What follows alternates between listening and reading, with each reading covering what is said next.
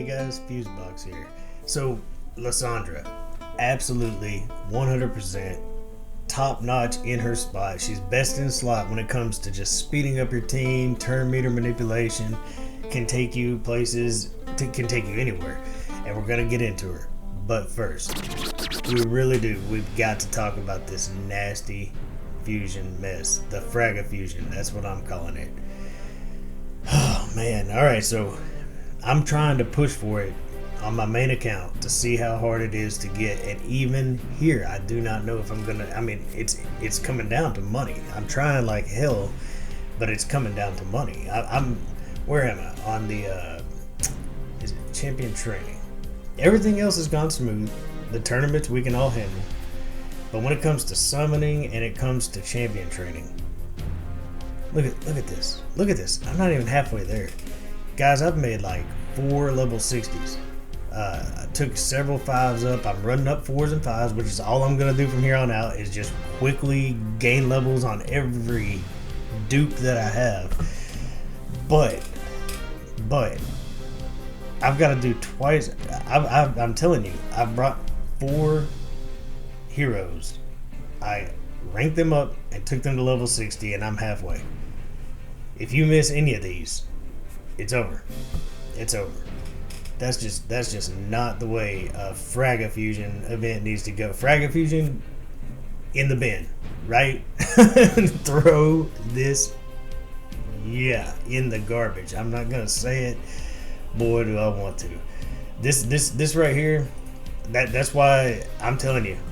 If on my other 2 accounts, and I mean like my mid-tier account is pretty progressed. It's just not gonna happen. So what happens? What happens with all these? So I'm gonna keep trying on this one. I just don't know. But what happens when you get all these fragments? Let's say you end with 60, 75 fragments of all these heroes. What's the point? Are they ever gonna give you fragments again? Some special anniversary event where you can earn 5 more at a time? Like, Alright guys, so I'm gonna take a minute to spank Plurium on the ass. You're gonna get it, man. I think you're gonna get some backlash on this one. Honestly, we should all just. You can't organize this many people, and Brogni is an amazing hero, so Wells are gonna go get him. Really tryhards are gonna get him. That's what I'm going for. But I mean, this would be the perfect time to just bail on it and be like, we're not spending. You know what? I mean, seriously, if I can get through this, I may not spend a dime until they come out with some kind of fix. They did say they're trying to work on the arena. A little bit too late for people who are struggling in the arena. If you miss the arena tournament, you're out. You can't fuse. It's too. I'm not even sure what they were thinking. I'm not sure. Let's get out of here. You know what? We're not going to sit here and harp on it all day long. What we want to talk about is Lyssandra. Because Lyssandra makes me happy. The Frag-a-Fusion does not make me happy. But, alright, so let's find her. Where's Miss Speed Lead? She's in here. Somewhere. Hiding amongst all the... Okay, there she is. Lyssandra can do it all when it comes to speed and turn meter manipulation. What does she have? Transference. A1. Attacks one enemy, transfers all debuffs from this champion to the target. That's wicked cool. That's just a useful A1 that works great in arena, works great, faction wars.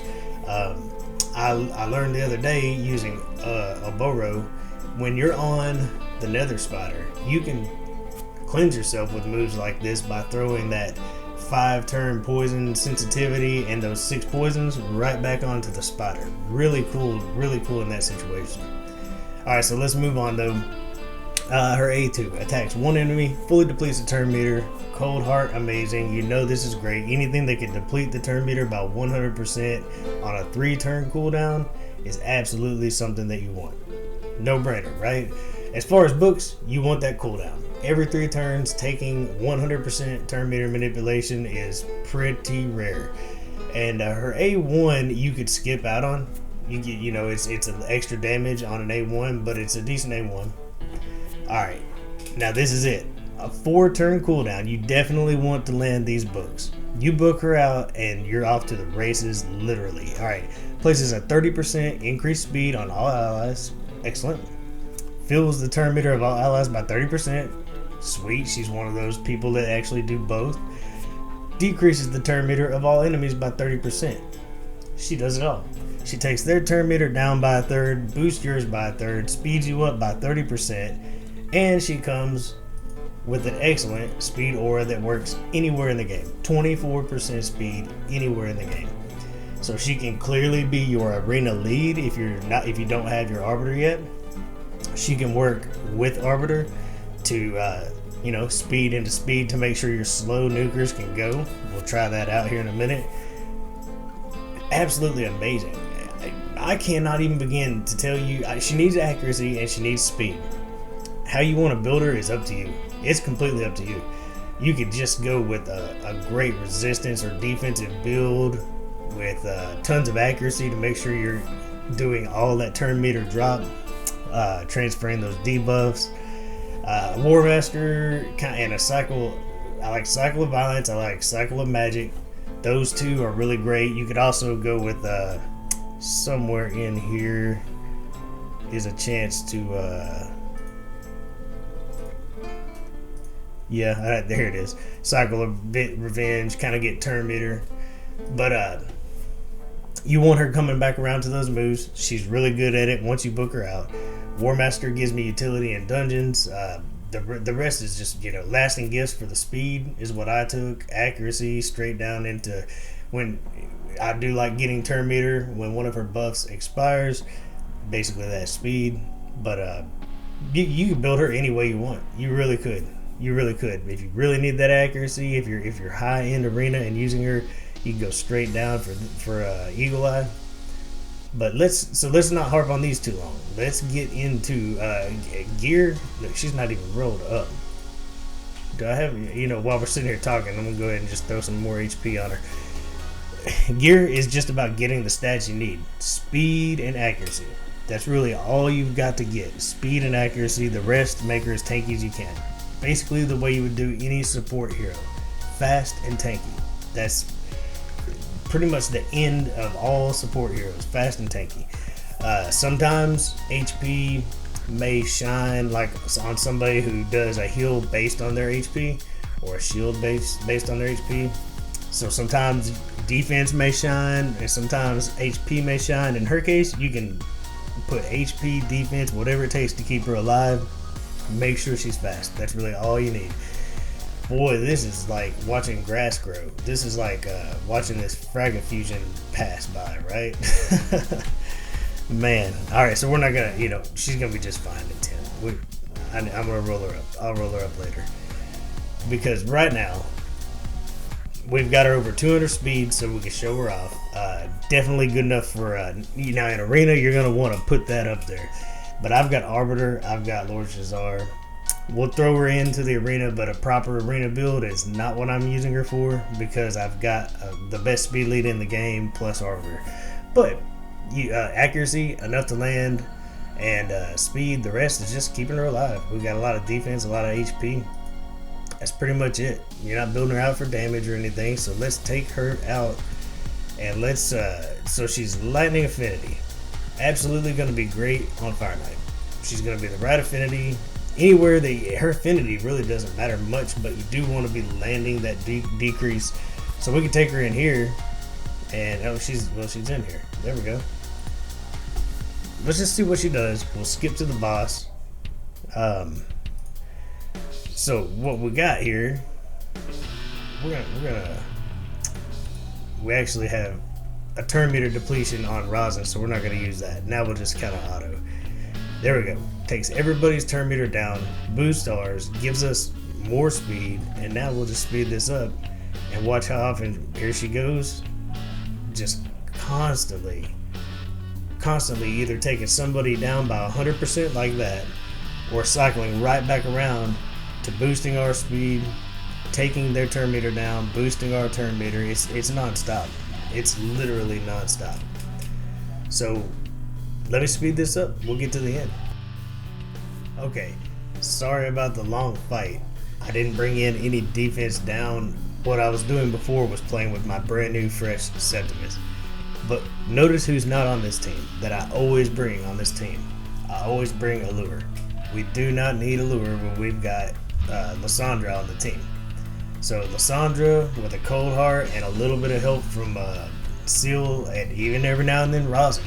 There's just so much. She'll never let that turn meter hit 100.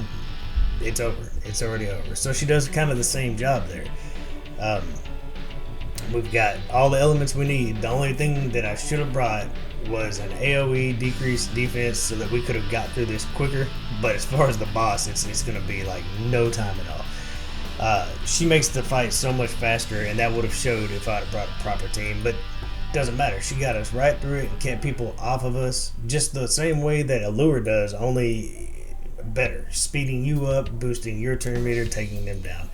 This can work anywhere.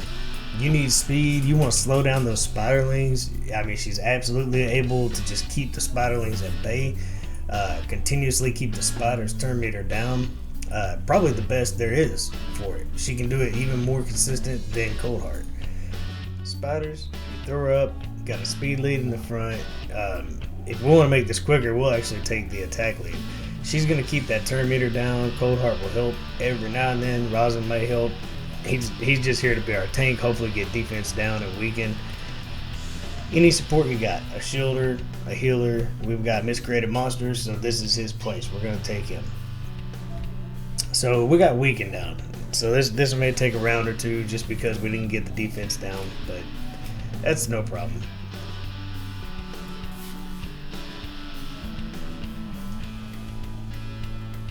Basically what we're watching is that yellow bar.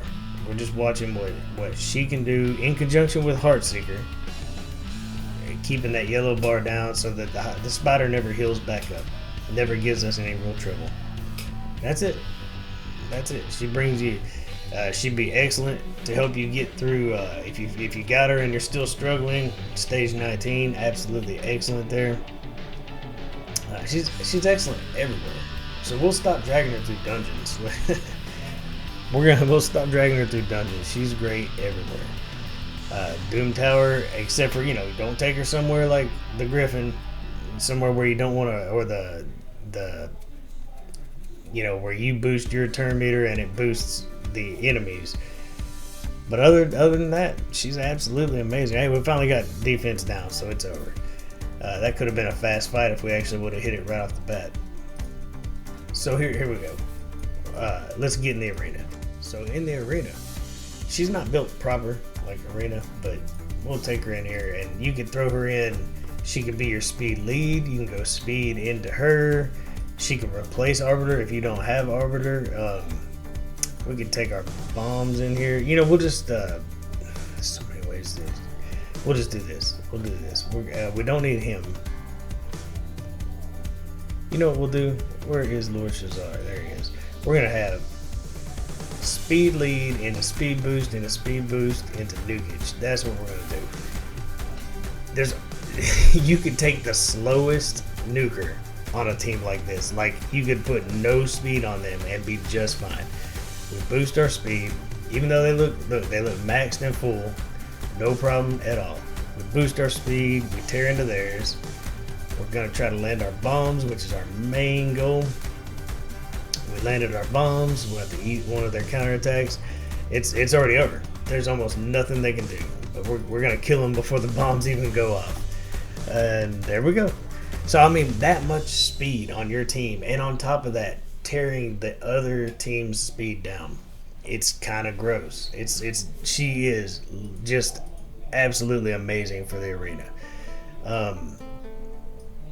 So where is she not good? She's good anywhere. All right, so if you're going through these, we finally beat normal, so we're on to hard this evening when it resets. But like some of these teams, man, these teams are tough, and honest to goodness, we could you know what? I'll tell you what would be a cool. We'll take Arbiter out. We'll put her in as a speed lead. You gotta have speed. The higher up you go and into hard, you gotta have speed and accuracy requirements. Used to be, 180 on speed, if you could do it, and then 220 on accuracy. It's more like 2 to 250 speed and 300 to 350 accuracy these days. So somebody that can actually boost your team and keep you moving fast is excellent for bringing in here. Where did Iron Brago go? There he goes. All right.